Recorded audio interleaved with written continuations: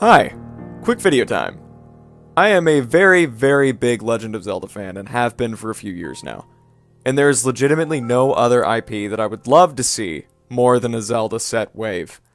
And it's more likely than ever to be a reality. There's so much potential in a Legend of Zelda theme, and it could be tackled in so many ways. But others have covered stuff like this in the past. Check out PinPlay's fantastic video about the looming possibility of Lego Zelda coming soon, and Octane Thermoplastic's incredible set concepts. Both will be linked down below. What I want to do today is talk through what I think is the most realistic options for a new wave of sets. As much as I would love it, I don't think that the initial theme would cover every era of Zelda. I don't even think it would cover more than 2 games at most. We're currently in the Breath of the Wild era of Zelda, so I believe that a theme would include sets from Breath of the Wild and Tears of the Kingdom, because relevancy of content is key in a wider market. The good thing is, Breath of the Wild is massive. We don't know much about Tears of the Kingdom yet, so it's just Breath of the Wild. Even so, there is no shortage of material to pull from, for many varied price brackets and set styles. I sound like a business major. The first set I would suggest would be a Bokoblin Camp, for around $20.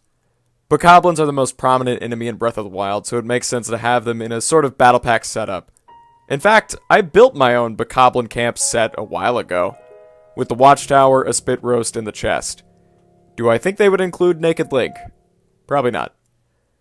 I also think that including battle packs of this sort for the rest of the major races of Breath of the Wild would be smart, and an easy way to include the champions in the first wave. Just picture a Gerudo battle pack led by Urbosa, Zora with Mipha, Rita with Ravioli Bird, and Goront with Daruk. It'd sell like hotcakes. You can't have Breath of the Wild without a Guardian, which would be around $30 probably. They're also suitably sci-fi mechy, which LEGO loves nowadays. Maybe include some scenery and Link on a horse, but this would also be a good place to add the Master Cycle. Shrines are immensely important to Breath of the Wild, so a $50 shrine set would fit in. It'd have to be above ground, but maybe you could open it to include a challenge. To fill it in, maybe include a brick-built Moblin and Lizalfos, Paya because she's a Sheikah, Researcher Zelda because timelines are already screwed and nobody gives a crap. We definitely need more monsters, and the Hinox would be a serviceable brick-built enemy to fill the 60 to 70 slot. They're massive, obviously, but this is one that I'm not super confident on, since it feels a little boring to take up a whole set. Could function as like a giant battle pack, and have a Wizrobe and a Lionel to make even more enemies to fill the world. I'm still not super confident in that idea. Maybe one of the dragons and just kind of roam around. I'd like to hear what you suggest, but don't suggest a Talus. That's just a rock. Another that I'm unsure how to accomplish would be the Divine Beasts. They're insanely important to the plot, but there's 2 key factors impacting their inclusion. They're massive, and there's 4 of them. It'd be very hard to capture them in a satisfying way, and it'd be incredibly unrealistic to have them all be 4 separate massive sets.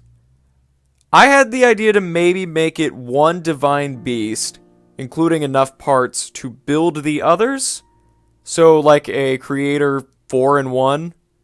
Octane Thermoplastic had the brilliant idea to make mini Divine Beast sets, so not minifig scale, but I doubt it would be accomplished that way.